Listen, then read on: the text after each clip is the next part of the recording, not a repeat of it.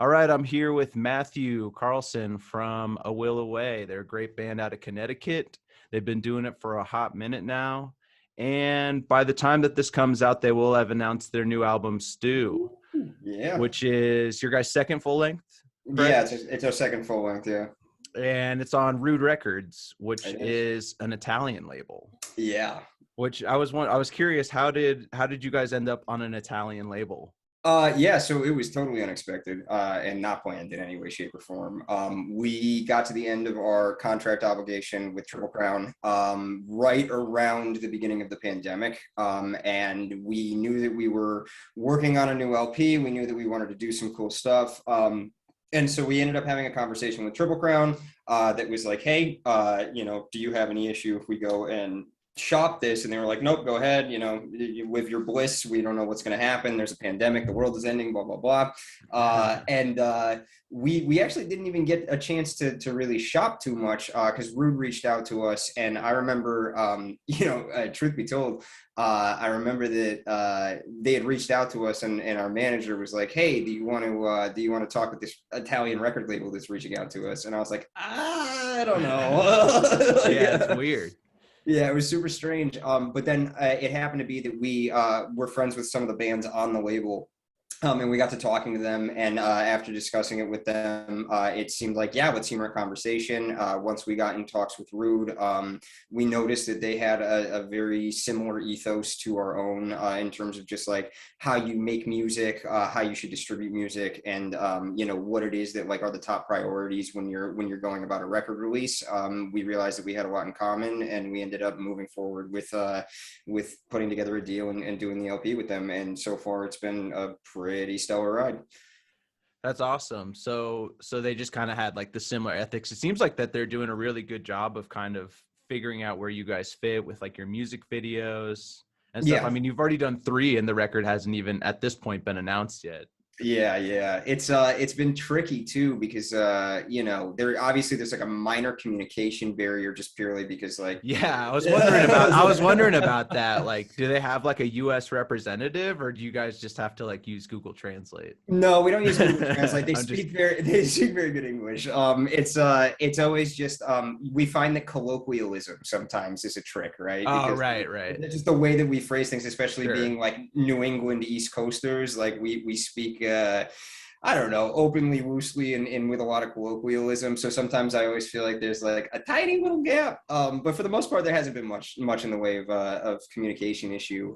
As far as figuring out where we fit, though, that was always something that, we've been a band for a really long time. And it was something that we always got kind of hung up with because at the end of the day, our music covers a lot of ground, and a lot of labels, a lot of managers, and honestly, a lot of tours and stuff don't quite know where to fit us in. Even though it's enjoyable, it's always been a trick for us. Yeah, it seems like your guys' sound has really kind of continued to evolve over the years. Yeah. To where now it's like the record's very eclectic. That's a good word for it. the last record was called Soup. This one's called Stew. Is the next record going to be called Chili? I haven't decided yet. I was just thinking, what's the more hearty version? Yeah. Well, that was almost kind of an inside joke in itself. So when we made the record called Soup, it was this big sort of like inside joke amongst the band that like, well, the next one's going to have to be called Stew. And it actually turned out to be the most appropriate possible title for the record. Once it was all put together, we were like, guys, do you want to do Stew? And it was like, yeah, let's do it. Yeah, it's like the more hearty, dense version of Soup. Yeah, completely. Which I felt like it was a fitting title. And your guys' kind of whole catalog has kind of been this natural progression from Bliss into your first full length, and then Here Again. Yeah, Here Again. And I was gonna say Hereafter. So I was like, I'll just let him correct me. I'm great at my job. I'm awesome at it. But yeah, it just seems like kind of like a more fleshed out, dense version. I know that Soup, you guys recorded in a studio that you built. Yeah, And so did you guys record this record we did. yourself as well? And Yeah, did you yeah. produce it and do all that stuff? And So the record, both Soup and Stew, were recorded by Dominic Nastasi, who's actually the drummer of All Get Out. oh, And cool. yeah, he's a close friend of ours who was actually working at our studio for quite some time. And during the process of all of his work here, we did our records with him here. And it was really nice because we got the chance to really like get down to the nitty gritty and like have sort of this companion system in the way that we put these together. And he had a very deep understanding of what it is that we do. I would say that like Dom, more than anybody that we've ever worked with sonically, gets exactly what we're aiming for, and has been able to produce that in a way that it kind of takes a lot of the burden off of us when we're trying to just like execute vision from point A to point B, if that makes sense. And yeah, so he's like your George Martin.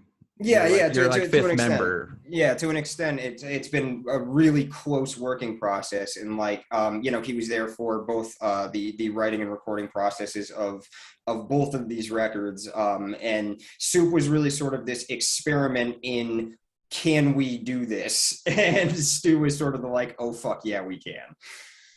That's awesome. Yeah. So like, how did COVID affect like the writing process were you like just able to like really kind of focus in on the record and the writing process? And I know Manny's new, right? Your lead guitarist. Yeah, so, Manny's like, new. He had a whole different element.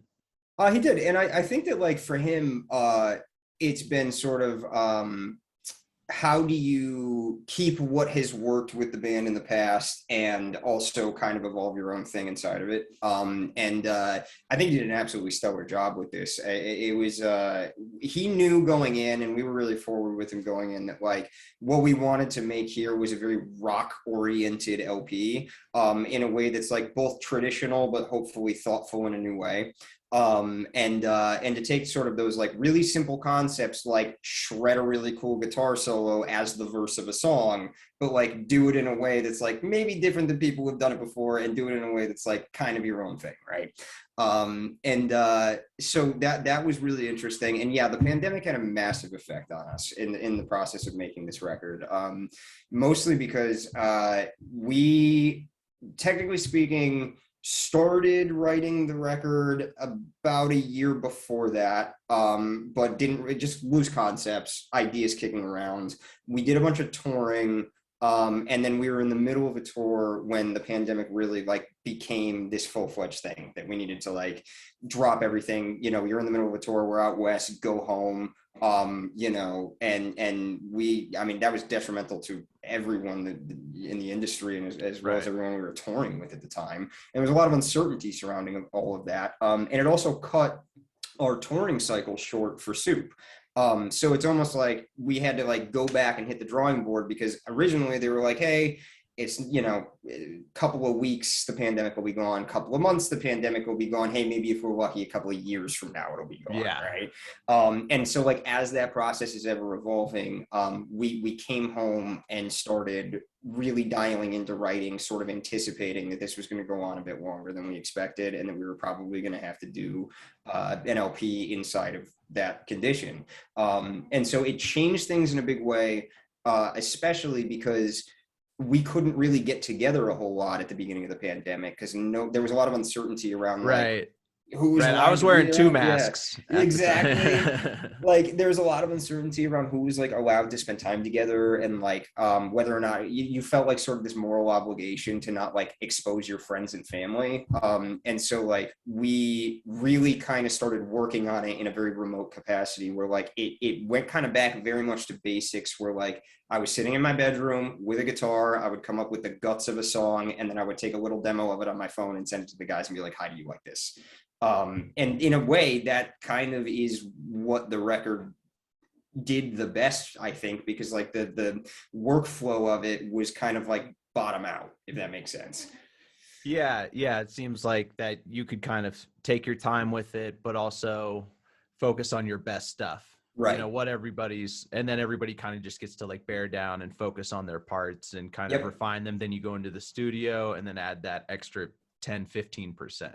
Yeah, and it kind of dial all together. And that's sort of how it was. It was like everybody started factoring in their parts. And then when it finally did become time that we were like comfortable being together and being able to rehearse together, that's really where the record fleshed itself out. Yeah, that makes sense. I was kind of wondering if that's how you guys generally write that way, of where you kind of write the skeleton of the song and then get together as a band and kind of jam it out. Yeah, for the most part, that's more or less how it works. I mean, there are exceptions to that. There are some songs that are birthed out of just a jam session in practice. Right. But like usually even that jam session in practice, like it needs to kind of be like molded into something. Right. And yeah, so that's usually how it ends up kind of coming to fruition. Yeah, and so like it's a like production wise, it's a very like big sounding record too. Yeah. Like a lot of harmonies, a lot, and like it's also in some ways, like I don't want to say smaller, but like more laid back. Like there's like a lot of breathing room in it for like some of the more chill like acoustic songs. Yeah. Like Karma has like almost like Queen-esque harmonies to it. Like what were you listening to for the influence of that song? I mean, yeah, it's Queen. I mean, there's not really. Yeah, okay. Yeah, I was like, this is their Bohemian Rhapsody. It's got the huge fuzzy guitar solo in it. It's that, and I think it's like kind of the classic like Rejects thing. It's like the All American Rejects kind of smushing together with Queen in a way that's funny. What I actually think was really fun and kind of noteworthy about that song has existed for a little over 2 years. It almost ended up on Soup, but it was like determined at that time that like there wasn't enough song there. It was just kind of a gimmicky thing. And also those harmonies didn't exist for a really long time anywhere other than in my head. And so like the funny thing is I would show the song to the band and everybody's like, this is awesome. It's a lot of fun to play. I don't get it though. Like there's not a lot here, you know what I mean? And I'm like, no, I swear to God, it's big. Like, just trust me. But like, it didn't make the cut for the EP. And so it came back around in conversation when we were putting together Stew.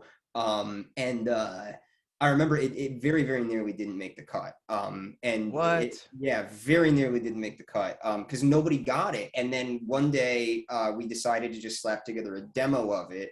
And I got to sort of show everybody what the vocal arrangement was that was sort of floating around in my head. And it's like that moment that the Cold Karma line comes in that first verse, everyone's like, oh, I get it. Yeah, I can definitely see that. I think that's probably my favorite song on the record. Thanks, it's man. Definitely like the single. Yeah. Like that like really sticks out. Like I love Spittin' Chicklets. I think that's a great introduction of kind of transitioning the audience from who's like a fan of your old stuff, but like Karma's its own thing. It's like it's a total departure from the rest of your stuff. How many harmony tracks do you think are on that song? I think 16. That's I was like it's a lot. I think there's 15 or 16. And then Matchstick, that song kind of has like a Southern rock influence. Are you guys like into classic rock at all? Very much so. Okay. I would actually. Some people get insulted by that, but like I was like, I think the influence is pretty apparent. The truth is that like we don't actually listen to a ridiculous amount of modern music, and really never have, which is kind of funny because like whenever we've been writing, it's like our influences are always 5 to 10 years behind where we are, right? And so we have to try and kind of figure out how to merge our influence with what is working in a modern capacity as well. And so like where we kind of reconciled at a certain point is that like a lot of that classic rock influence holds a lot of water and has a place in like the modern ecosystem, mostly because no one's really doing it. And so like, I mean, dude, some of our favorite bands and some of the largest influences for us are like the band, like Bob Dylan and the band. And like, you know, we're like really into like old classic rock and we're really into like 80s pop rock. And that stuff kind of like finds its way into everything, whether we want it to or not. Yeah, and I think that's how you kind of avoid being a cookie cutter band too, is like all the best musicians that I know have like super eclectic music taste, you know, where you can kind of draw and pick and choose the best parts from each genre. Montezuma Blue reminds me of like kind of like a 90s alt rock type Bare song. Naked Like, Ladies, man. It's Bare Naked Ladies. it's Bare Naked Ladies. Okay, I was gonna say Third Eye Blind, but Yeah. can you expand on Bare Naked Ladies a little bit? So the riff that kind of builds Montezuma Blue together is sort of a thing that got pieced together while I was listening to a lot of that kind of similar. Like there was Goo Goo Dolls, there was Bare Naked Ladies. Yeah, of course, there's that little bit of Third Eye Blind in there. And it's got this sort of like pop and twang to it that was super indicative of the time, like that late 90s, super early 2000s, almost like, I don't know if you could call it yacht rock, but you kind of know what I mean. Or it's just sort of like there's this, like, it's like there's this vibe to it, like that Dave Matthews, John Mayer sort of like guitar feel, and then merging that with sort of this goofy, silly, poppy, fun, melodic kind of vocal take. And I remember, like, as soon as I put together Montezuma Blue, I went to everybody and I was like, I think this might be the single stupidest thing I've ever written, but I'm having a lot of fun with it. And it's still, like, right now is one of our favorite songs to play, just because it's, that riff is a lot of fun. It's got a lot of bounce. It's got a lot of lift and heft, and it works really well. Yeah, it's unique. And I think that, like, obviously, like, in fashion, like, you're seeing the 90s aesthetic come back pretty hard right now. And I think that music influenced by 90s stuff really has a place right now. Rubbed Out has an incredible saxophone solo. Who played that? Is one of you guys, you're a secret saxophone shredder then? Were you like in high school band or? I was, I played the saxophone for 13 years. It was so Sean, our drummer, and I have known each other since we were about 3 years old. And when we were in second grade, it was required that you had to pick up an instrument. And he picked up the drums and I picked up the saxophone. And I played that for a really long time. I played in like high school jazz bands, in like all sorts of like regional bands and stuff, in like weird little orchestras. And that was like all before the band sort of became a thing, which that happened sort of at the end of high school. I played saxophone for a really long time, really specifically jazz saxophone. And when we put together Rubbed Out as a demo, this was years ago, that's the oldest song on the record, at least as far as we're concerned. It became apparent to us that there needed to be a horn section, and the guy that we were working on it with was like, actually, I know a guy who plays the saxophone if you want to call him in here and see if it works. And so the sax ended up on the demo. And then it took us years until we found a place for that song to actually live. And when we realized it was going to happen with this one, it was like, okay, let's rent a brand new saxophone from a music store and knock out the take.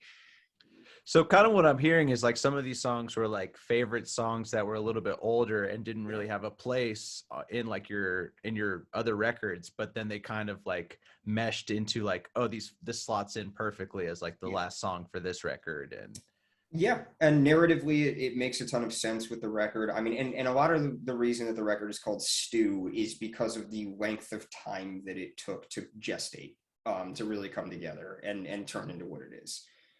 Yeah, that totally makes sense. So is that kind of how you got started in music, was picking up the saxophone and playing in band? Yeah, kind of. I mean, that's kind of how it got started with just, playing instruments in general, playing music in general. Then when we were at the end of high school, like I was really getting deep into songwriting, and we started this band with guys who all exist inside of a mile radius of each other, a very much like this tight-knit hometown band of dudes who knew each other growing up. When we started playing together, something just clicked, and we've been running with that for a decade now. So yeah, I saw that you guys were originally called my Sunday is my weekend. Sunday is my weekend. Sunday is my weekend. Sunday is my weekend. And you guys had a single that reached number 2 on Pure Volume's pop punk chart. That did happen. Yeah. Was that like a pretty big deal at the time? Oh yeah, of course. Were you guys like, we're gonna make it, man. Like I think that's, yeah. I mean, dude, when we were like 17 years old, and we started a band, and we put out a single, and it got some cool whatever online traction. Yeah. And we were playing a ton of house shows at the time, and like tons and tons of people were coming out, and that's sort of when it clicked to us that we were like, oh, people like what we're doing. Let's maybe actually do this. And so yeah, that really is sort of the onus for how the band turned into the band. I was able to find it and listen to it Jesus. earlier. Pretty good. Yeah. Well, like, like it's not cringy like, most 17-year-old stuff. Like there was definitely, like, you could see like that there was a lot of potential. Yeah. Like especially for it being like your first single ever released. And so, like, tell me a little bit about, because I know it took you guys like a hot minute to get signed. Yeah. And like kind of get stuff going. The first time I heard you guys was on that split with Head North. Yeah. And then you guys kind of like signed to their label. Yeah, we did. And so was that like, but then Triple Crown signed you off of that EP, and then you like re-released it through them? Yep, that's exactly. So did that label just kind of fold, or? Not exactly. I think it speaks to the larger scheme of what was happening at the time.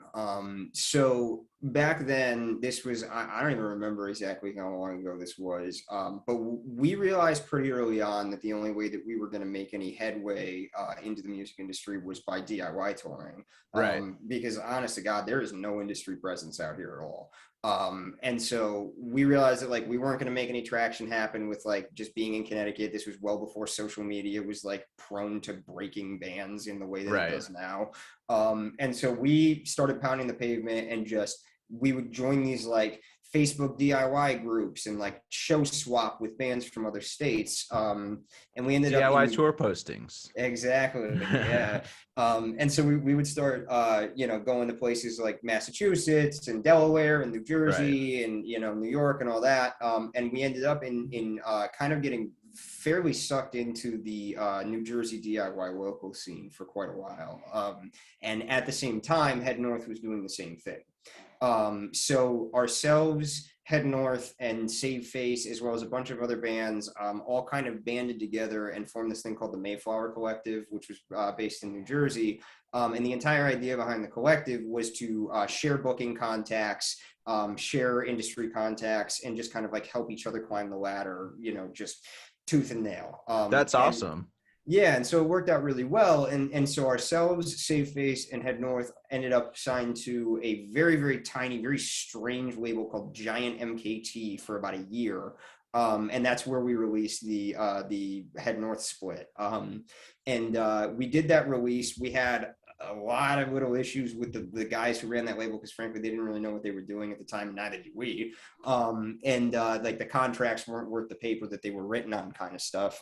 And it became apparent that like we were starting to gain a lot of traction. A ton of people were coming to these shows. We were selling really well in merch.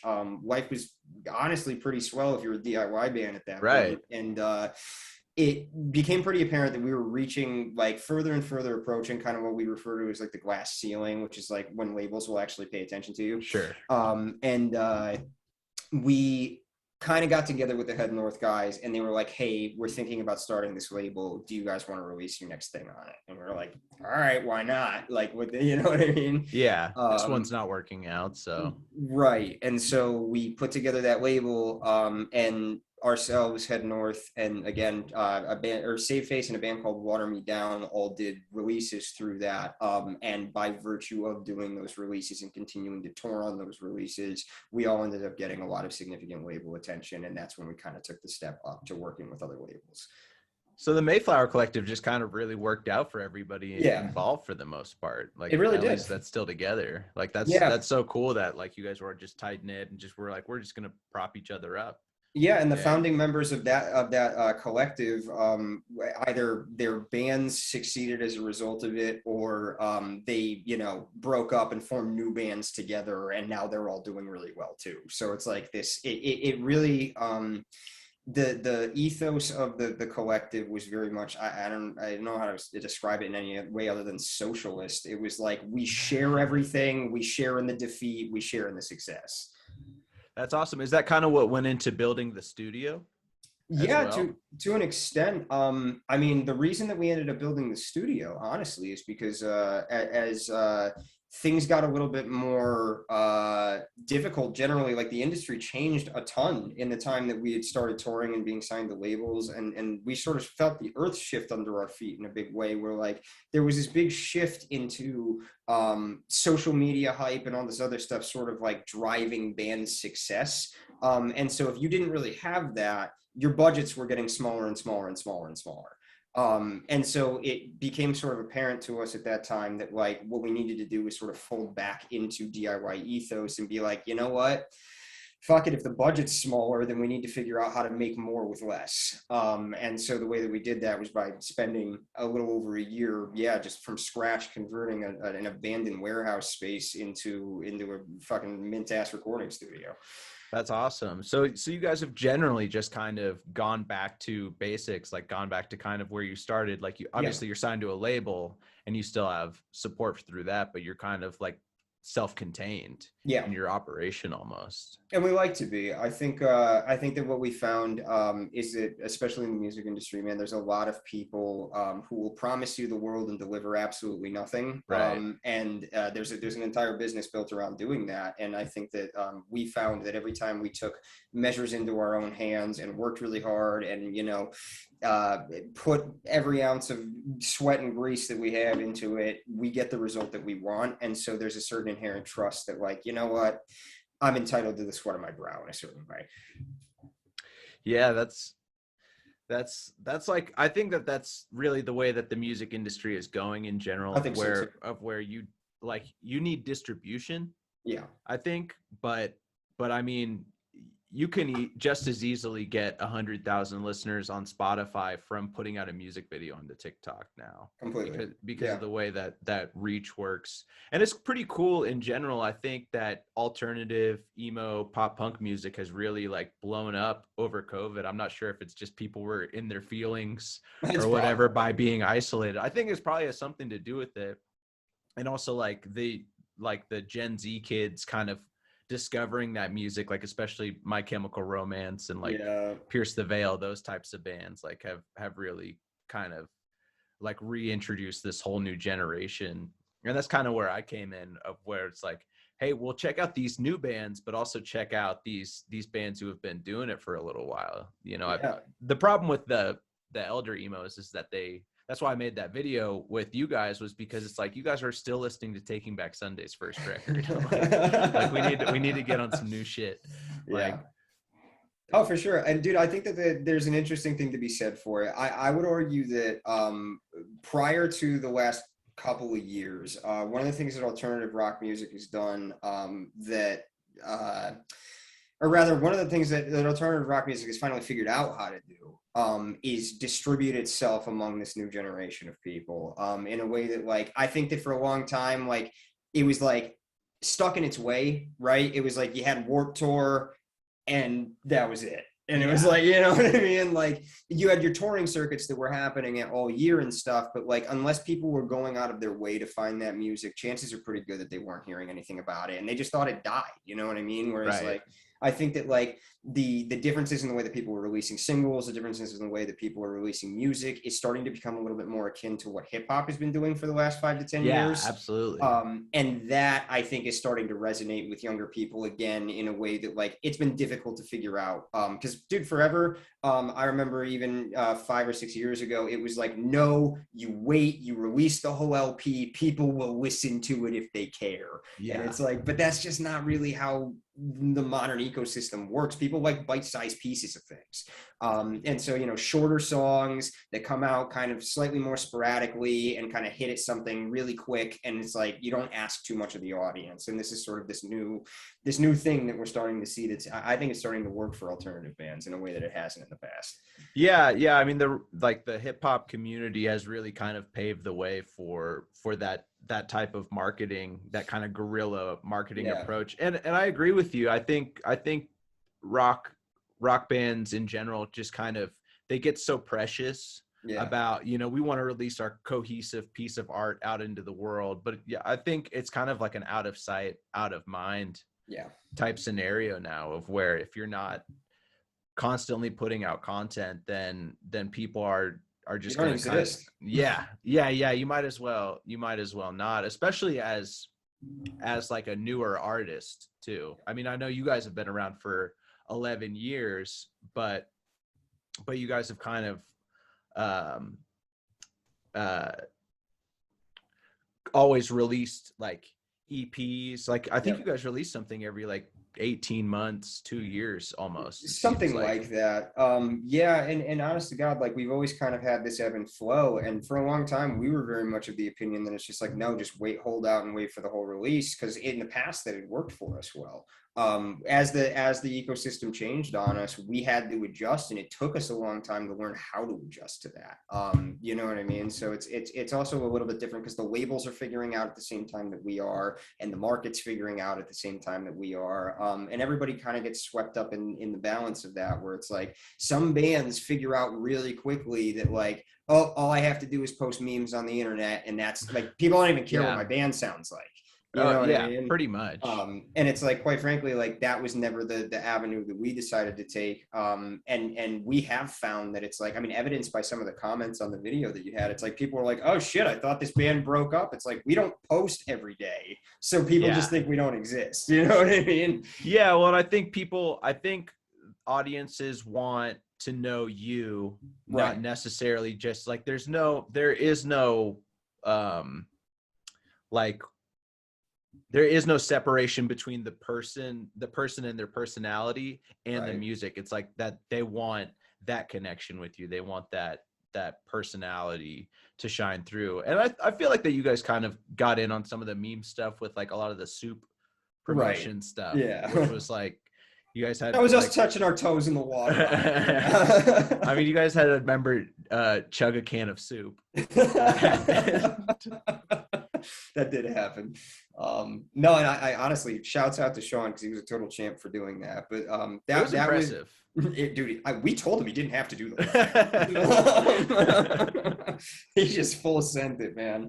But no, I mean, like, dude, that was us starting to dip our toes in the water of that understanding. Because I mean, dude, truth be told, like, we have always been fairly reserved in that respect, mostly because like we're not active users of social media personally, like at all. Like at all. We don't have those apps on our phones. We don't engage with social media really at all, unless it has something to do with the band, and it's really always been that way. So like it's been sort of a learning experience for us. I think like we're ever so slightly on the older side, to where like we just don't, that wasn't really like a formative thing for us. And so it's sort of been a learning experience of figuring out like, what do people respond to on these platforms, especially when it's like what they're responding to changes every 16 months.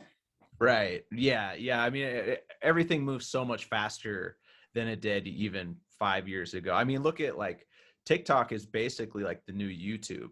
Yeah. You know, people don't want to watch a 10-minute video. They want to watch like a 1-minute video to 3 minutes. And it's really hard to get your message across. It's impossible. That short of amount of time. Yeah. It's difficult, but I mean, you guys are doing, like, it definitely seems like you guys have kind of branching out and inviting people into your little world there, like, because you guys have kind of started doing like Twitch streams, right? Yeah, and we started doing the podcast as well as just like a bunch of random other content. I've been doing that 1-minute song challenge thing, which has been kind of fun. But yeah, I mean, we're trying to branch out and figure out, again, sort of like dial into what it is that people do respond to on socials. Because like, again, you're absolutely right. People are interested in bite-sized content. And we figured out from a songwriting perspective that like writing a song that's 2.5 minutes is more effective than writing a song that's 4 minutes. Like a lot more effective. Mm-hmm. And so there's this sort of like, you can kind of see us learning if you kind of follow along with the duration of everything. And yeah, we're trying to invite people more into our little personal ecosystem. Because one of the things that we've always kind of thought is that, you know, we're a generally fun group of people, and we like to sort of have the podcast. You guys are very like loose on the podcast and laid back. Like I listened to a couple episodes. It's like, I would enjoy hanging out with these dudes. That's exactly the impression that we're trying to give, because that podcast is literally, we spend about a half hour, 40 minutes just hanging out and shooting the shit before we start filming the podcast, just so everybody's kind of primed and ready to go. That is very much sort of what it is to hang out with us. Yeah. So, and we wanted that to be sort of the case. And yeah, we're figuring it out little by little. It's been tricky though. Yeah, everybody's just kind of, it seems like you guys just kind of like smoke a couple bowls. Yeah. And then you guys keep going, which I can respect as a Denver guy. Of course, yeah. So with actually, do you mind if we talk about cannabis and stuff? Oh, please. Okay, cool. Yeah. So have you guys ever had any close calls with like on the road? Yeah. Yeah, we've had some. There have been times where we have accidentally not fully cleaned out the van before going through Border Patrol and not realized until well after the fact. I have a story about that. There have been times when, I love fans for this. It's one of the best things in the world, but like having it sort of be like outspoken that we're sort of like a pro-cannabis band. Sure. People just show up with a lot of weed for us, and they're, which we love. We want your weed, trust me. But obviously, when we're doing a full U.S. tour, the laws and stuff are different everywhere you go. Yeah, no doubt.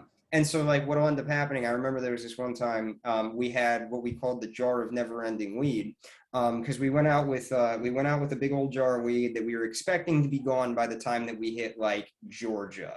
Right. And then we knew that like when we were going into Texas, it was like no go, can't have anything in the van whatsoever. Not worth the risk. No one's gonna like let you off easy on that. And so like we were like, we have to make sure it's all gone by the time we get like just north of Florida. And before we do that, like you went over into Texas. And what happened was people kept showing up and giving us weed, and they kept showing up and giving us weed. And it was like, by the time we got to Georgia, we ended up with like a jar and then like 4 bags. And you had more weed than you started out with. Oh God, crazy. What do we do? And so we ended up having a show in New Orleans, and we literally just started rolling joints and handing them to anyone we could find on Bourbon Street to get rid of it all. So that we could go into Texas and not have any problems. But yeah, there's a lot of stories like that. But nobody stopped bringing us weed on tour. We very much appreciate it. It makes our day almost every time. Yeah, I think every band who smokes on the road has definitely had that. We don't fuck with Texas, like, because you will go to jail. I had a guitarist get arrested in Texas one time when we were on tour down there. It's not worth the risk, man. I was just like, and it was one of those things of where we were like, oh, well, we got to roll all these joints and smoke them before we hit Border Patrol, because it was in El Paso, which is like straight up, dude. It's a military state down there. I know it's terrifying. Well, Juarez is right over there across the highway, so it's like we didn't realize how crazy it was down there, but they'll pull apart your dashboard to scrape up 0.3, dude. So you guys haven't had any actual bad problems with the Border Patrol or anything like that, though? No, and I would also I would posit that some of that probably has something to do with white privilege. When push comes to shove, we don't get harassed terribly, other than the fact that like we're like long-haired tattoo dudes for the most part. So yeah, we get some strange looks, but like no, as long as we're friendly, people tend to leave us pretty much well enough alone. For the most part, we've had like a couple of tiny little run-ins, but nothing to write home about. Nothing serious. Yeah, thankfully. And again, in 10 years of touring, we've never been arrested, so yeah, that's pretty lucky. I'm gonna find some wood to knock on. yeah, I'll go ahead and do that with you. So one question I did have that's like totally different subject was like, you guys had a record that you wrote before Bliss that got scrapped. What happened with that? Oh, it was just shitty. I think so I kind of told you about like the trajectory that the band was on, and we knew sort of like in our core, and you know, it's funny because I feel like every band has these moments with releases where you kind of know in your soul that like, if this one doesn't work, we're not doing this anymore. You know what I mean? It's like, we've worked really hard, we've pushed really hard, things are going well, but like, if we can't take that next step, then there's not any point. Like, I don't want to spend the rest of my life stuck below the ceiling. And so we wrote this whole LP saying, or thinking like, this is going to be it. This is going to be like our seminal release that really breaks us through. And we did like an entire session of demoing and pre-pro for it. And we were like, this sucks. Like it was like, and it was sort of this, everybody knew that it sucked. And it was kind of a bummer because we were like, at the time, dude, we were touring like anywhere between like 180 and 250 days a year. So the time that we actually had to spend writing and recording was really, really small. And we had tours booked and booked and booked, and we had already pre-booked the studio time with Gary Chaffee up in Danvers, Massachusetts, who did like the Transit records and stuff. We had already booked this time, and I remember so at the time I was going back and forth, but when I was home from touring, I was usually flying over and spending a lot of time in Europe at the time because I just was a lost soul who didn't want to be home. I remember there was a time when I sort of had this moment. I was in Switzerland, and I texted the guys and I was like, we need to scrap the LP. I listened to the demos and I don't feel good about it. And I don't think that this is going to be what we need. And it was like this panic because it was like, oh God, we have 3 weeks before we're supposed to be in the studio. We have all the studio time booked. What are we going to do with this? And over the course of that trip before I got home, I wrote the majority of the skeleton of what became Bliss. And when I got home and showed it to the guys, we sat down and really fleshed out the record, and it just clicked. Like it was, I swear to God, we must have put the entire EP together in like 4 days.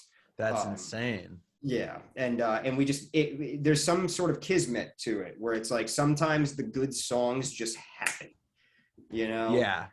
Yeah. And so it wasn't even like was the old record that was scrapped, were the songs rushed on that, like between like your touring schedule, or was it just like they just didn't come together? It was almost like they were hemming and hawing. It took so long to put them together that like it was like kind of, you weren't passionate about them anymore. Yeah. It was like fighting the tide. It was like, and I'm sure this happens to you as a songwriter, but it's like you write something and then a year later, maybe it doesn't resonate with you as much anymore. And I think that like, this was our first exercise in sort of being like, we are not interested in songs that don't resonate with me after a year. And so you want to have some staying power. Yeah. And so 6 or 8 months after writing some of those songs, realizing that they weren't resonating with us anymore, it was like, this can't happen. Like, we can't use these because like, you don't want your audience to outgrow your music. And so Bliss was the first time that we kind of found a way to be like, this music has a timeless feel to it, and it has kind of, I mean, it's proven itself. It stood the test of time. People still are like in love with Bliss, and we still enjoy playing it. Yeah, it's great. I just listened to it yesterday, and it's kind of like the foundation for all of your releases up to then. Like, there's like a very like easy to follow progression of the band of where each record is like a little bit more adventurous, but it kind of has that foundation of the Bliss stuff. And like, so do you guys still play anything from pre-Bliss? Every now and then we'll break something out. So we do these things called discography shows, where that's sick. We'll just do a random show. Like, we'll pick a random show on a tour and be like, fuck it, we're playing in North Jersey. Hey everybody, we're gonna play the entire discography from Bliss on, and then a couple of select songs from beforehand. And it's always a lot of fun when we do that. But those are really the only times we will play pre-Bliss stuff. But like, even now, every single tour, there are Bliss songs on every single set list, and we change our set list every night. That's sick. So you guys just like have that kind of recall with being able to play like your entire discography? We do. That's pretty impressive. I like it. I mean, it's fun. It's one of those things where like, we don't shelf anything, because at this point we don't keep things that we're going to shelf.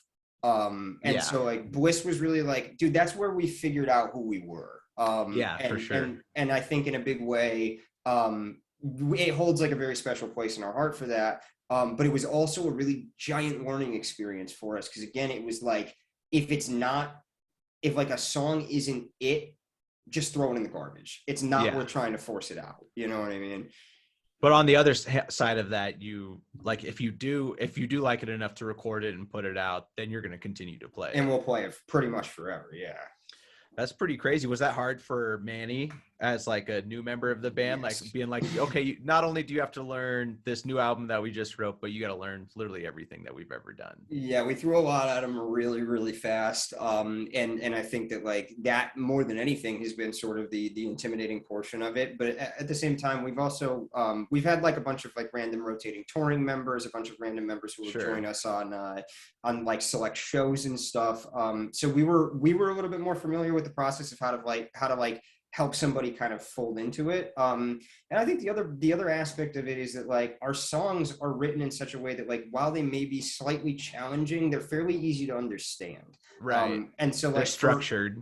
Exactly. For like a seasoned player, most people can sit in and figure out how to hang in that. Yeah. And then it's more just about how do you put your own personal flair on it. That's awesome, man. And I really like the elements that he's adding to your guys' sound. Let's talk about your music videos for this one. So Spitting Chicklets is kind of like this. It's like you guys in a diner and hanging out with old people. Yeah. What was like kind of like the inception of that? And like how much input do you guys have with your music videos? Do you guys come up with the concepts and like all of that stuff, or does like the label tell you like, hey, you guys should definitely do this like diner old people? No. So the thing has been like it's changed from record to record. With all of our records, we've had some degree of influence over what the music videos are gonna look and feel like. But with Here Again, it was a lot more people telling us what we should do. And truth be told, we fucking hated those. They're like a lot more like performance. Yeah. And like really less conceptual. We're not super into that kind of thing. Right. But again, it was like young band gets picked up by label, management companies, everybody else is telling you like, no, this is what you should do. Everybody else does this. Mm-hmm. And so like we worked with a director who to his credit was really awesome and really receptive to our input. But at the end of the day, we decided to default to what everybody was telling us to do. And because we thought it was safe. And it turns out that it wasn't, because it didn't end up being what we needed at the time. At least not entirely, right? With the exception of the Here Again video, which we had a ton of cohesive work with the director to put that together. And for that reason, that video came out really cool. But like all of the stuff that we had done prior to that wasn't exactly what we wanted.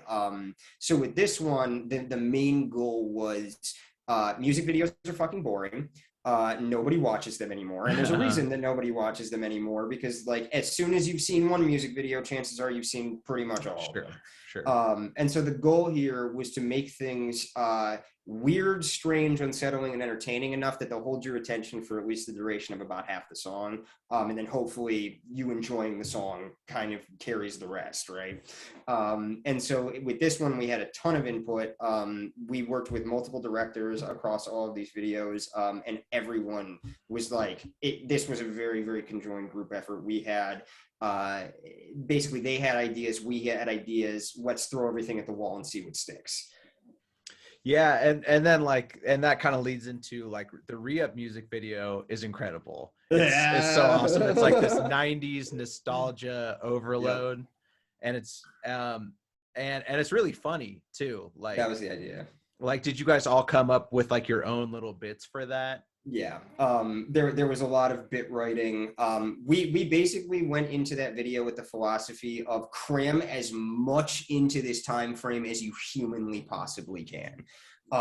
Because like, you know, it's a 2-minute and 20-second song, and but there's like 10 different scenes or something like that, or like 12 at least. So the fucking kicker on that, 41 hours of shooting is what that took to make. That makes sense. And it was brutal, and it was honest to God the least fun that we've ever had making any creative piece ever. Not because it was, I mean, it was fun. Like the thing itself came out really cool. And it was so funny because I was talking to our manager about it like shortly after the fact. And he was like, honest to God, man, if you would watch that video, you would have had no idea that you guys were that miserable while you were making it. Cause like, it was so much fun.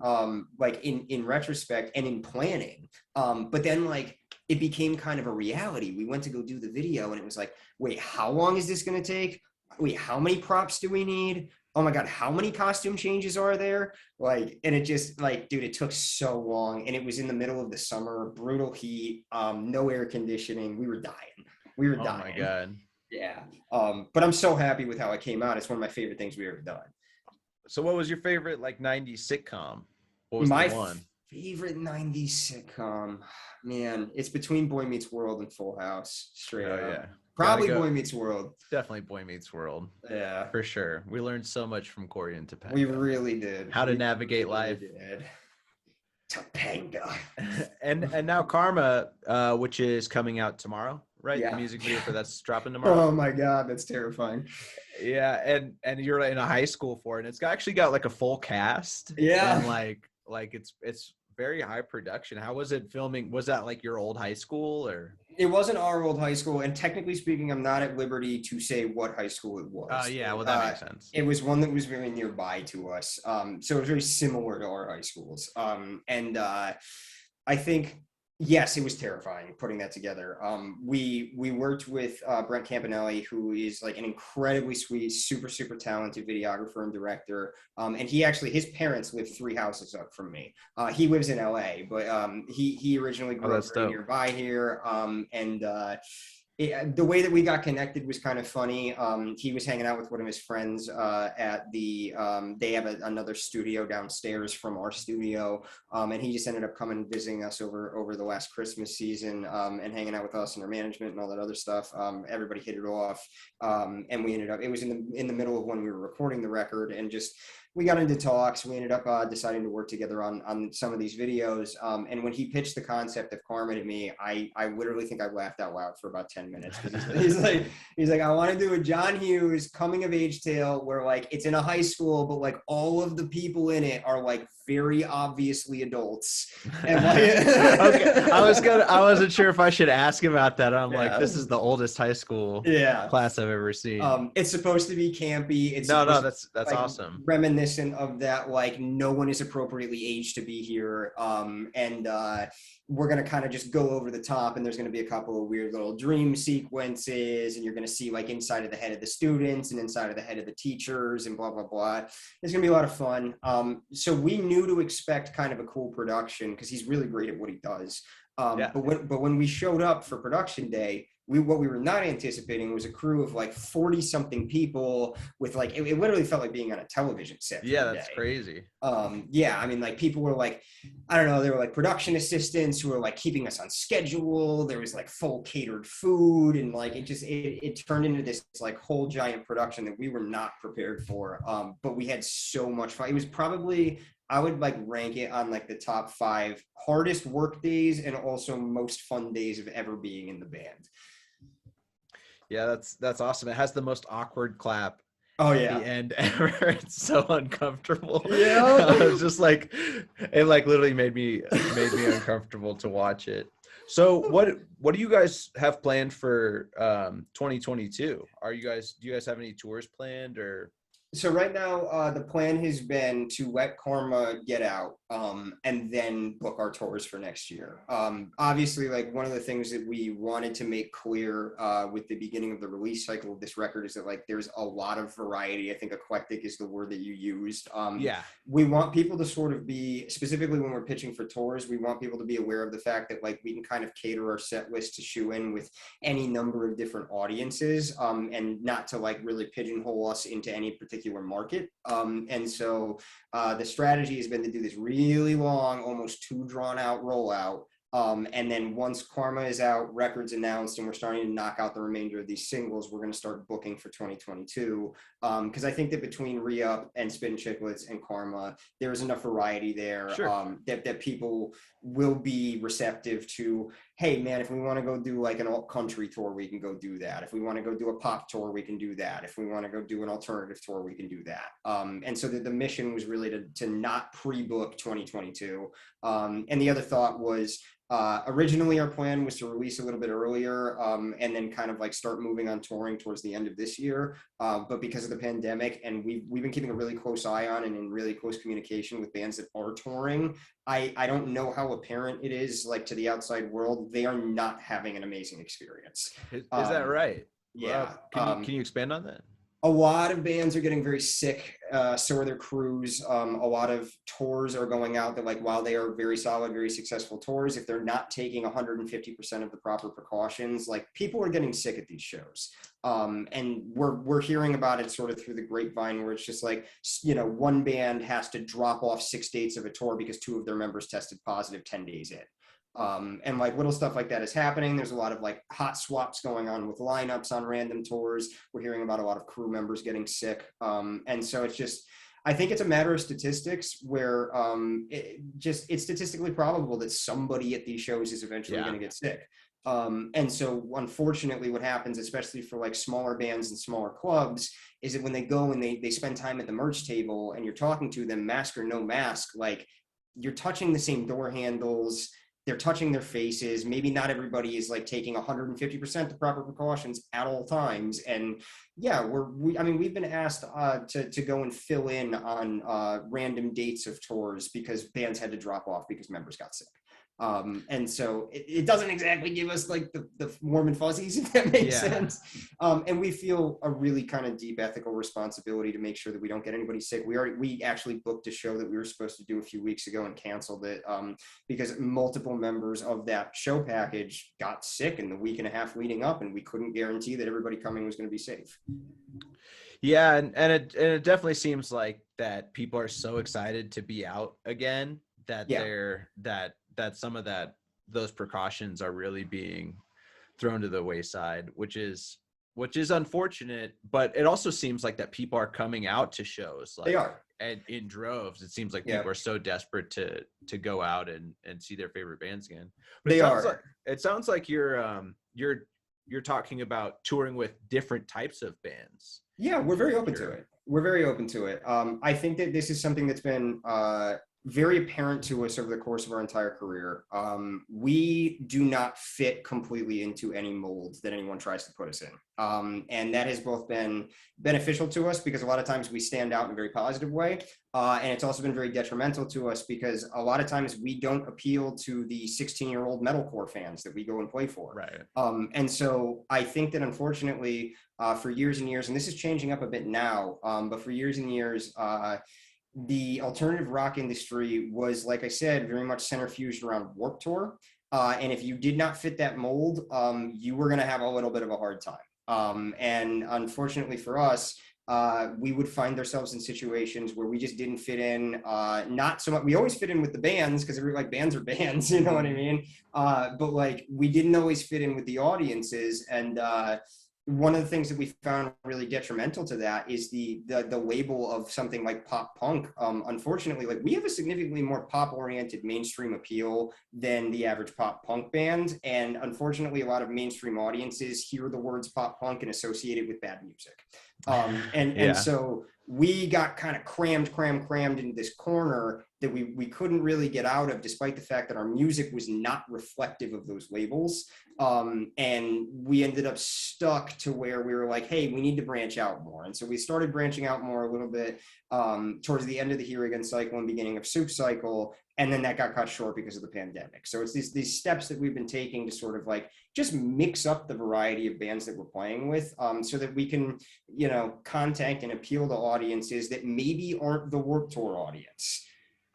Yeah, and it seems like that more than ever, people are kind of obsessed with labels. Right. It's like yeah, they are. That's a pop punk band, or that's not real emo, and I'm like, doesn't matter. They're like, to me, it's all just umbrella terms to kind of quickly describe something, but you can't really boil down a band's entire discography into one thing. I mean, certain bands you kind of can. A lot of bands you can. Yeah. Like Less Than Jake is going to always sound like Less Than Jake. Right. And I think there's something to that. And yes, I think that it's human nature to want to put things in boxes. But unfortunately, I think that it actually serves to the detriment of a lot of bands because unfortunately, as soon as you put a label like pop punk or emo on something, there is a huge proportion of mainstream listeners who will just not give it the time of day. Despite the fact that they might enjoy a song like Rubbed Out, despite the fact that they might enjoy a song like Karma, despite the fact that they might enjoy a song like Spittin' Chiclets, they are only ever going to associate things like emo with bands like Free Throw, which not to say that that's a bad thing, but it is it is a complete, like, to say that we sound anything like Free Throw, despite the fact that we're friends and we support the shit out of them and they support the shit out of us, like, no, we do not sound anywhere near alike. Right. And so I think, unfortunately, the overlap in that market, and I think that part of that was sort of the Warped Tour market, and the fall off of alternative rock bands being on radio at all. Yeah. I think that those two things have compounded in a place where, even though we have like a rock oriented song, people are more apt to call it country. Even though we have a more alternative oriented song, they're more apt to call it pop punk, even though it kind of falls into neither of those categories. Right. Well, and it seems like that this, like, especially like the like DIY scenes kind of changed. Like when I was coming up, you'd see like an indie band play with like a pop punk band and a metalcore band, and then like a straight up like emo band. Right. And then it, like, somewhere in like the late 10 or like not late 10s, but like late 2000s, early 10s, it kind of became like, okay, this is only straight edge hardcore bands who like play beat down riffs. And then like and I think it's really to the detriment of local scenes, because instead of it being one big thing of a few thousand people, it's like this scene has like 500 people in it, you know what I mean? Yeah, these niches. Yeah.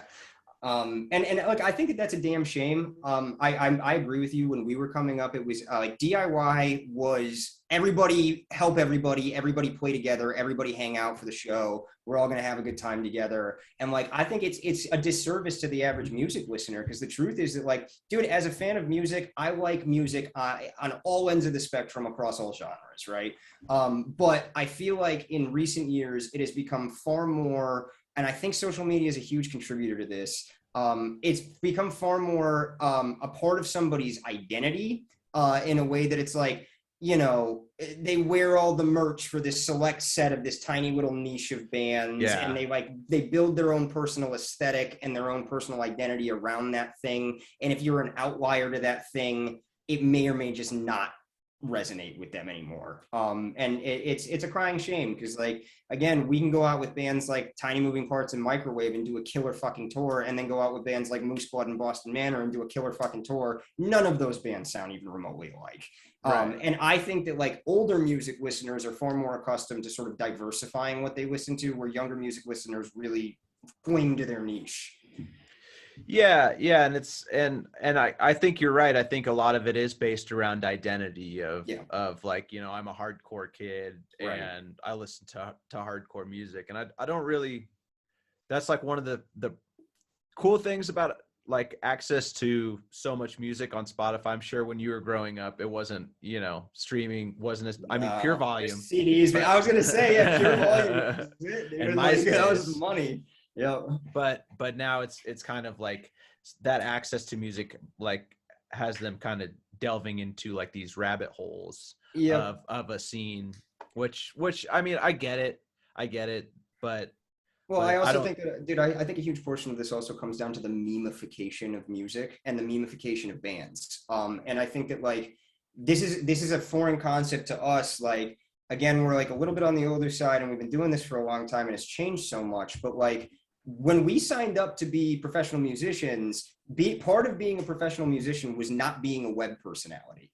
Right. And so, like, that has changed so drastically to where now it sort of goes in the inverse, where people become web personalities before they become professional musicians. Yes. Yeah. And so we're always kind of chasing our tails in that to a certain extent, because, like, you have bands that literally started as memes and are primarily meme accounts that then just started publishing music.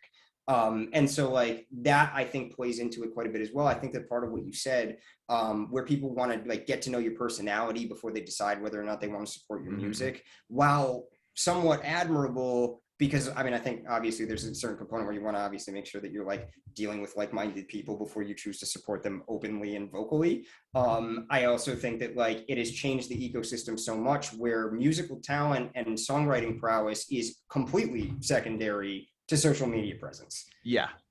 As like a freelance songwriter, I work with like a lot of amateur musicians, and it's definitely become this thing of where somebody like an Olivia Rodrigo will release a song that's, huge within like a day of social media, it's getting millions of listens. And then somebody will literally message me that day and be like, hey, I'm 16. I want a song exactly like this song, and it'll be like driver's license. And can you write that for me? And I'll be like, yeah, I guess. But like, do Or you they'll be really like, want me to do that? yeah, Like, yeah, yeah. well, and do you think that, this is like a girl, Olivia Rodrigo, I think she comes from like a type of, maybe not Broadway, but some kind of Right. theater type singing, like live singing. So she's obviously very good at it. And it's like, I don't know if you're going to be able to pull that off. Or Right. today I got to write this song that the lady's like, I want it to sound like Adele. And I'm just like, first of all, I can't even sing like Adele. Like, I know very few people that can sing like Adele. I don't know what your voice sounds like, but I guarantee that you can't do that. So Yeah. I'm gonna write it for you. It's not Yep. gonna sound cool because it's gonna be a male trying to sing these female parts. But But I'll try and give you the outline. yeah, exactly. But it is that thing of where there is like a certain amount of, well, I'm a person who's white in America, so I should probably have a music career, of where Right. it used to be like, kind of from that background of where we grew up, of where it's like you start a band in high school with your Yep. buddies, you fall in love with like the playing live, I think The process of doing it. Yeah. yeah. Yeah. And then like, I don't even think a lot of these younger artists are really even concerned with playing live. Well, they're not at all. And Yeah. dude, I also think that like some of what you said there, where I want a song that sounds like blah blah blah, right? Like, Yes. it's always been a thing. But what we're finding, and it's interesting because I have a lot of personal opinions as far as it pertains to this, but like, not all of which are positive. But I think that Right. like, what we've found is that like because of social media across all industries, there is this chase of trend, and that chase of trend has very much homogenized everything, where people aren't interested in doing their own thing. They're not really interested in honestly being an outlier much at all. What they're interested in is homogenizing themselves so that they fit in with whatever the prescribed trend of the day is.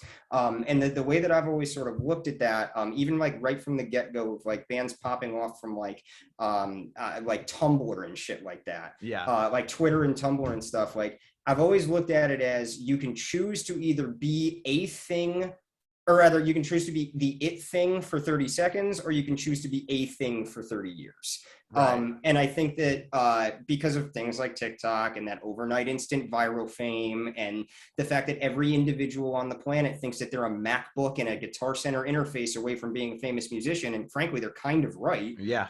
That has created a condition in which no one is actually concerned with like quality or like learning how to play live, because chances are their career is going to last for about 12 days. You know what I mean? And so like, no, they're not concerned with that at all. What they're concerned with is popping off, with blowing up, and making sure that like their face is like the forward thing for just long enough to make it so they don't have to have a day job anymore.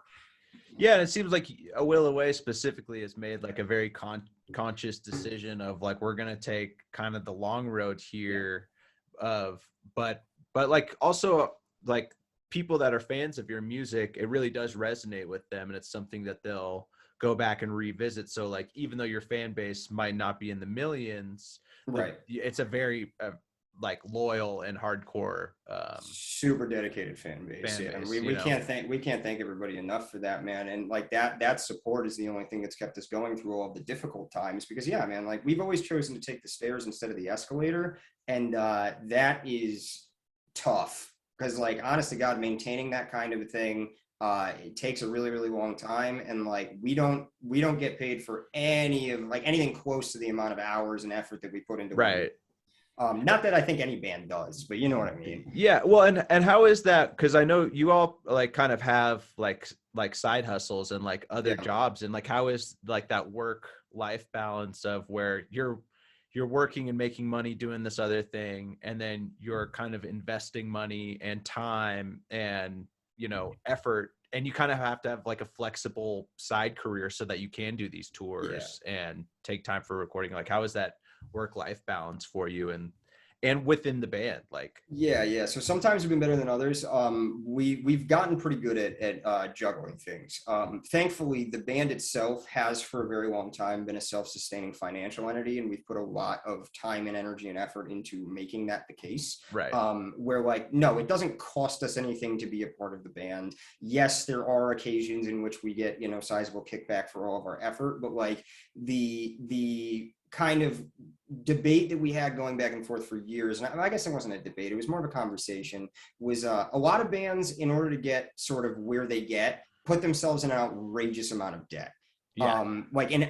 Absolutely like student loan levels of debt. And I don't think people actually realize that, like, chances are very, very good that like your new favorite band is probably $150,000 in debt. You know what I mean? And you would never know that. And like, I think that like, one of the conscious efforts that we made right from the get-go was like, we need to really work super, super hard to make sure that the band sustains itself, and all of our gains we fold back into it, so that we don't end up 6 to 10 years from now owing somebody hundreds of thousands of dollars. Right. Because while we may have had our moment in the spotlight, we're fucked for it now. You know what I mean? Right. And I think that like, that's always been a really hard thing. But so because of that, and sort of by virtue of like the overall work ethic of like the guys in the band, we're like born and bred blue collar hard workers, man. So it's like the idea that like, even if you were having like unbelievable success in music and you didn't have to have a day job, like the idea that we wouldn't have them it's just not something that we're really keen on. You know what I mean? Like, I think it's always about sort of like planning for the future, specifically planning for a future in which everything is not going your way. And by virtue of sort of like the trials and tribulations of not only like dealing with switching record labels and, changing out members, and the COVID pandemic, and taking some time off the road to build a studio, we like really leaned into that. And now everybody has these like very stable, very like happy, healthy home lives that now like we can use as this happy jumping off point to go and push ourselves even further, and not stress like we used to about whether or not we were going to have to go behind a Panera Bread and pull bagels out of the fucking dumpster to eat. You know what I mean? Yeah. Yeah, we've all been there. Yeah, exactly. So it's like, you can easily choose to stay stuck in that if you want, but like, it's just as easy to choose to like work an extra 10, maybe an extra 30 hours a week, and just like sleep better at night, knowing that like, if everything doesn't go your way, your life's not going to go tits up. Yeah. And then you guys have all just kind of remained dedicated to this thing, it seems kind of unwavering for you, like, by any means necessary, we're going to continue to put out music and keep doing what you're doing, I guess, for the fans, right? And very much for the fans and for ourselves, man. I think that there's a degree of personal fulfillment that comes with every milestone. And for, all of the hardships that we've had, we've also had an amazing number of victories that are just like, there is no replacing that feeling with anything in the entire world. Yeah. You know what I mean? And no, I mean, I wouldn't rob myself or anybody else of that, for anything in the world. That is so much of where the drive to continue doing it is, it comes from. Because we've found that even at our lowest points, we have found the most enjoyment and the most like comfort and joy in our lives from playing music together. And it's like, that doesn't go away just because you're having a rough time. You know what I mean? Yeah. So yeah, I think that's a huge part of it. Yeah. And you guys have really like had some big tours and some big shows. Like, you guys played Riot Fest a few years ago. I'd imagine that was probably a really good show, and that was a lot of fun. We've done a ton of fests, we've done a ton of big tours, we've done everything from like everything from like the playing to 10 kids in a basement to playing on a 3,000 cap stage. It's like, or honestly 10,000 cap stages at festivals and stuff. And it's like, at the end of the day, like, the playing part is kind of all the same, but like, you go out, and as long as you have your ducks in a row and you guys are tightened together, like, a show is a show. But there is something that kind of comes from just that feeling of validation of like, oh yeah, we fucking killed that and a ton of people saw it. You know what I mean? Yeah. Well, and there's like that. I love, like, my favorite thing about playing live is that exchange of energy, especially when a crowd's really into it, of where you're putting this thing out there and then they're receiving it and they're giving it back to you in their own way. And there's like a type of adrenaline that you can't really get from anything else, No, you cannot get that from anything else, man. It is a high all in and of itself. And it really, you know, at least for me, it never really goes away, you know, from like the time I was 16 playing shows in coffee shops to you know, playing, touring and doing all that stuff. Like there's, you know, like one of the biggest shows I ever played was like these teachers were striking in Adams County, which is like or Jefferson County, which is like the Denver school district. And they asked for musicians to play, and somebody hit me up and was like, do you want to come play this teacher strike? And so these teachers were marching all the way around the Capitol building. And I played in like an acoustic set in front of like 10,000 teachers. It was like the weirdest, most surreal experience. And it was very meaningful to play in front of that many, in front of that many people for who were for a good cause or whatever, you know? Yeah, and that's the thing, man. Like, we've played political rallies, we've played charity things. I mean, it's like there is an amazing feeling that comes from all of that. And dude, there's no replacement in the world. And I always talk about this, but like part of touring, and I think it's something that people don't necessarily give enough credit to, is that like you have to be tough as fucking nails to do that. Yeah. And like on a level that like most people just don't have it. And like, I think that like the truth is you spend 13 hours a day in a van, crammed ass to ankles with a bunch of greasy people, just like riding it out, like for the love of doing it. And you might be having the worst day in the entire world, but when you get to the show, you have to be your best self every day because people paid to come and see that and paid to come and be in a room with you. And I think like, dude, even on the worst possible day of touring with like, I have the just, oh God, I haven't eaten a good meal in fucking 10 days. I haven't showered in 5. Like, you show up and you get on stage for your set and the entire rest of the universe evaporates. And you have this moment of like, that's why I do this. I totally remember why I do this. Yeah. You know? Yeah. Like, well, and also I think what people don't understand a lot of the time too is that off days are awesome. What do you guys do like on an off day typically? It totally depends. Most of the time, we go and hang out with the other bands on the tour package. One of the things that we've always kind of prided ourselves on is being like the happy, good time, fun band on the tour, where it's like we try and kind of get everybody to like hang out and have a good time. And so like most of the time, what we try to do is like hook up with a band, like go to like, we'll stay in the same motel the night before the day off. We'll hang out. We'll like, you know, have a bunch of beers, shoot the shit, get to know each other really well. By the end of the tour, everybody's best friends. There's a million inside jokes and stuff. And then like, we'll go hang out at like, I don't know, a park, or we'll go find like, sometimes there's like a beach volleyball court somewhere nearby that we'll go hang out on, or like, we'll go find like a random sports game, like a random like local sports team is playing, and we'll go do that. And then other days we just like catch up on sleep because no doubt. A lot of times that's what you do. We still like to, as much as humanly possible, crash with friends when we go places, as opposed to hotels if we can help it. We'll go to a grocery store and get enough stuff to kind of like make a fun home cooked meal, hang out, do like the, just try and feel tight together and homey, and not acknowledge the weirdness of being a million miles from home all the time. Yeah. What's your favorite city to play in, not on the East Coast or not Chicago. In the Northeast? Chicago's such a great fucking city, dude. They are so incredibly kind to us. San Diego's also one of our favorites. Denver's one of our favorites. Where else? Orlando is incredibly sweet to us. Austin is really good to us. Those are high up on the list. But Chicago, for me personally, is probably my favorite. I don't know what it is, but I feel very at home there. The city's just got a lot of energy to it. Yeah, you can't really explain it because it's a giant ass city, but it has a totally different vibe than like a New York. And like LA is so spread out and stuff, but it just has like so much energy. I've spent a lot of time in Chicago. Yeah, no, it's one of my favorites, man. Just something about hanging out under those underpasses with the train going over. Yeah, exactly.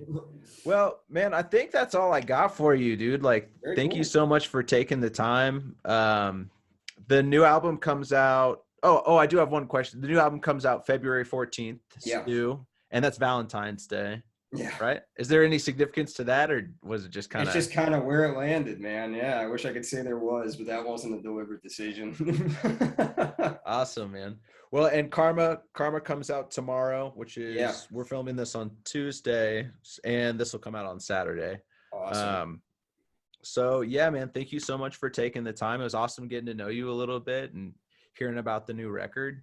Yeah, likewise, dude. And thank you for having us, and thank you for all the love and support. We really appreciate it. Oh, yeah, dude. No problem. It's been great, dude. And yeah, Karma literally at this point comes out at 3 a.m. Tomorrow. So like 3 a.m. tonight, I'm probably gonna be awake waiting for it to make sure it actually happens. Hell yeah, hell yeah.